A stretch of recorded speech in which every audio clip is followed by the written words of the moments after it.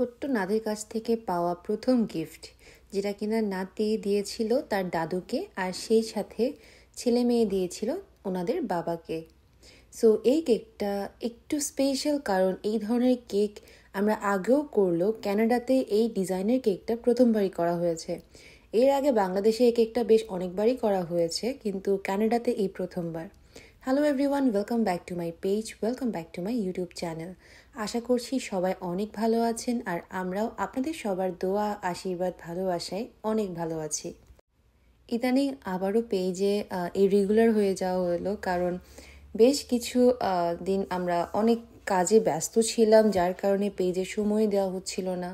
But চেষ্টা করছি আবারও রেগুলার হওয়ার। বাট আপনাদের জন্য একটা নিউজ, সেটা হচ্ছে ক্যানাডার টরন্টো সিটির স্কারবোরোতে আমরা আর কেক ডেলিভারি করছি না। সো কেন করছি না সেটা এখন আপাতত নাইবা বলি, বাট খুব তাড়াতাড়ি সেটাও আপনাদেরকে বলে দিব। সো আজকে আপনাদেরকে আর আমি বলবো না যে আমরা কোথায় কেক ডেলিভারি করি, কি করি, বা কী কী কেক অ্যাভেলেবেল আছে, এগুলো আজকের ভিডিওতে আর বলবো না, যেটা সবসময় আমি বলে থাকি।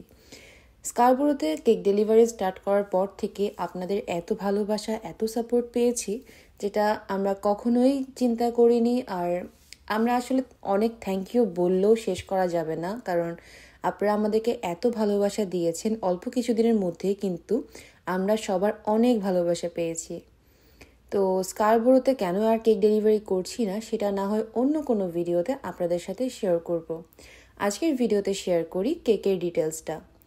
সো এটা ছিল একটা ভ্যানিলা ফ্লেভার কেক, কারণ যিনি অর্ডার করেছিলেন ওনার শ্বশুরের জন্য অর্ডার করেছিলেন। সো উনি ভ্যানিলা কেকটা পছন্দ করেন। আর যিনি অর্ডার করেছিলেন উনি কিন্তু আগেও আমাদের কাছ থেকে অনেক কেক অর্ডার করেছেন। দিদি প্রথমে আমাদের কাছ থেকে কেক অর্ডার করেছিলেন, এরপর থেকে টিল নাও এত কেক অর্ডার করেছেন যে ওনার সাথে আমাদের এখন রিলেশনটা কাস্টমার বা একজন বায়ারের থেকেও অনেক বেশি আপন বোনের মতন হয়ে গেছে। একদম ফ্যামিলি রিলেশন হয়ে গেছে আমাদের সাথে।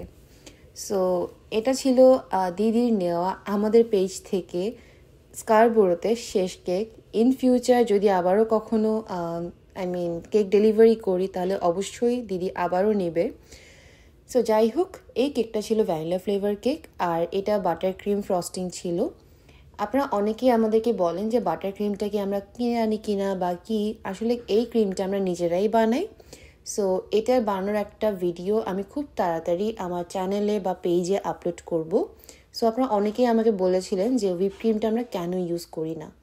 আসলে হুইপ ক্রিমটা ইউজ না করার মেইন রিজন হলো ক্যানাডাতে যে হুইপ ক্রিমটা পাওয়া যায় ওটা অনেক বেশি সুগারি।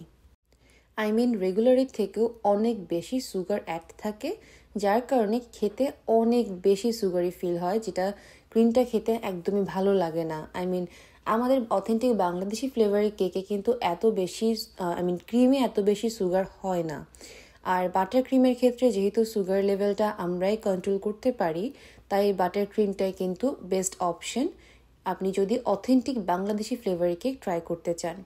কারণ আমাদের দেশে যে হুইপ ক্রিমটা পাওয়া যায় একদম পারফেক্ট সুগার থাকে, সুগার লেভেলটা পারফেক্ট থাকে। বাট এখানে যে ক্রিমটা পাওয়া যায় সেই ক্রিমে অনেক বেশি সুগার অ্যাড থাকে। বাট আপনারা যদি চান তাহলে আমরা কিন্তু হুইপ ক্রিম দিয়েও আপনাদেরকে কেকটা ডেলিভারি করতে পারবো, কিন্তু সেক্ষেত্রে অনেক বেশি সুগারই হবে ক্রিমটা, এটাই জাস্ট বলে দেওয়া।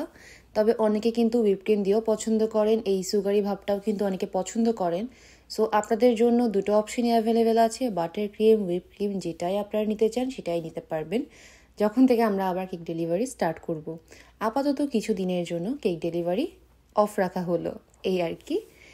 সো এই হলো ব্যাপার। আর এটা যেহেতু ভ্যানিলা ফ্লেভার কেক ছিল, তাই কেকটা বেক করার পরে ভালোভাবে এটা ঠান্ডা করে তারপরে কিন্তু মোল্ড আউট করা হয়েছে। আপনারা কিন্তু যদি মোল্ড আউটটা আপনি গরম অবস্থায় করে ফেলেন, অনেক সময় কিন্তু কেকটা ভেঙে যাওয়ার চান্স থাকে। আর স্লাইস কেটে নেওয়াটাও কিন্তু ঠান্ডা করে তারপর কেটে নিলেই ভালো। গরম গরম কেকটা যখন আপনি কাটতে যাবেন তখন কিন্তু অনেক সময় ভেঙে যাওয়ার চান্স থাকে, তাই রিস্ক নিয়ে লাভ কি বলেন। সো ঠান্ডা করে তারপরে কিন্তু এটা মোল্ড আউট করে কেকের স্লাইসগুলো করে নেওয়া হয়েছে। আর এরপরে প্রথমে কেকের বেসটা দিয়ে দেন সুগার সিরাপ, অ্যান্ড দেন কেকের যেই বাটার ক্রিমটা ওটাও কিন্তু দিয়ে দেওয়া হয়েছে, আর এভাবে প্রতিটা লেয়ার রিপিট করা হয়েছিল। আর এরপরে কেকটা যেহেতু একটু ডিজাইন ছিল, কালার শেড ছিল, তো প্রথমে ক্রাম কোট করে বেশ অনেকক্ষণ ফ্রিজে রেখে সেট করে তারপরে কিন্তু ফাইনাল ফিনিশিং দিয়ে এবারেই শেডটা করে দেওয়া হচ্ছে। কেকটা ক্রাম কোট করে ফ্রিজে রেখে সেট করাটা খুবই ইম্পর্টেন্ট, কারণ আপনি যদি ফ্রিজে রেখে সেট না করেন তাহলে কেকটা ভেঙে যাওয়ার চান্স থাকে, বোর্ড থেকে সরে যাওয়ার চান্স থাকে, আর মোস্ট ইম্পর্টেন্টলি কেকে যে আনওয়ান্টেড গুঁড়োগুলো ওগুলো ভেসে ওঠার চান্স থাকে, যেটা কিনা দেখতে একদমই ভালো লাগে না। আর আপনার যে ফিনিশিংটা দিবেন আপনি, ওই ফিনিশিংটাও কিন্তু স্মুথ হবে না। সো এই তো সবই বলে দিলাম আপনাদের। আর এবার কেকের যে ডিজাইনটা ওটাই করে দেওয়া হচ্ছে। আমি চেষ্টা করেছি কেকটা এই ডেকোরেশন ভিডিওটা একটু স্লো করে দিয়ে, যাতে আপনারা বুঝতে পারেন যে স্টেপ বাই স্টেপ কী হচ্ছে। কারণ যদি আমি ফাস্ট ফরওয়ার্ড করে দিতাম তাহলে হয়তো অনেকেই মিস করে যেতেন যে কী ডিজাইন দিচ্ছে। প্রথমে একটা শেড ছিল আর ওই শেডের উপর এখন আরও একটা শেড দিয়ে দেওয়া হচ্ছে। যদিও কালারটা আরও অনেক ডিপ ছিল রেফারেন্স পিকচারে, তো এত ডিপ দিলে অনেক সময় অতিরিক্ত ফুড কালার ইউজ করার কারণে কিন্তু কেকটা আপনি যখন ক্রিমটা খাবেন অনেক সময় আপনার হাতে লেগে যেতে পারে। যদিও আমরা একদম হাই কোয়ালিটি ফুড কালারটাই ইউজ করি, বাট ফুড কালারটা কিন্তু হাতে লাগবেই ক্রিমটা যখন আপনি খাবেন তখন। সেজন্য দিদি বলেছিলেন যে একটু সোভার টাইপের কালার দিলেও প্রবলেম নেই। সো এই তো এরপরে উপরে যদিও একটা লেখা ছিল, তার পাশে কিছু লাভ ছিল, তো ওগুলো অ্যাড করে দেওয়া হয়েছে, যেটা ভিডিওতে একটু পরে আপনারা দেখতে পাবেন। ক্যানাডায় আমরা টরন্টো সিটির স্কারবোরোতে কেক ডেলিভারি করতাম, আর কেন অফ করেছি সেটা আমি এই ভিডিওতে মেনশন করতে চাচ্ছি না, বাট সেটা নিয়ে অবশ্যই খুব তাড়াতাড়ি কথা বলবো আপনাদের সাথে। আর কখন থেকে আবার ডেলিভারি স্টার্ট হবে বা কেক আপনারা অর্ডার করতে পারবেন সেটাও খুব তাড়াতাড়ি আপনাদেরকে জানিয়ে দেব। তাই আজকের ভিডিওতে আমি আর শেয়ার করছি না আমাদের লোকেশন বা সব কিছু বা কী কী কেক পাওয়া যায় আমাদের এখানে। তবে আপনারা যদি জানতে চান তাহলে অবশ্যই আমাদের ফেসবুক পেজ মম্মিস কেকে একবার হলেও ঘুরে আসতে পারেন। যারা ইউটিউব থেকে দেখছেন তাদের জন্য আমি পেজের লিঙ্কটা ডেসক্রিপশনে দিয়ে দিব, আর যারা পেজ থেকে দেখছেন তারা তো জানেনই কোন পেজে আপনারা সব ডিটেলস পেয়ে যাবেন। আর এই ভিডিওর ডেসক্রিপশনে কিন্তু আমার ইউটিউব লিঙ্কটাও দেওয়া থাকবে। অবশ্যই আমার ইউটিউব চ্যানেলটা সাবস্ক্রাইব করতে একদমই ভুলবেন না। এই হলো কেকের ফাইনাল লুক। এখানে কিছু গোল্ডেন ফয়েলও অ্যাড ছিল, ওগুলো অ্যাড করে দেওয়া হয়েছে, আর সেই সাথে লেখা ছিল বাপি আর দাদু। তো ডিজাইনটা খুবই কিউট, আর আমার তো পার্সোনালি অনেক ভালো লেগেছে ডিজাইনটা। অবশ্যই কমেন্ট করে জানাবেন যে আপনাদের কেমন লেগেছে।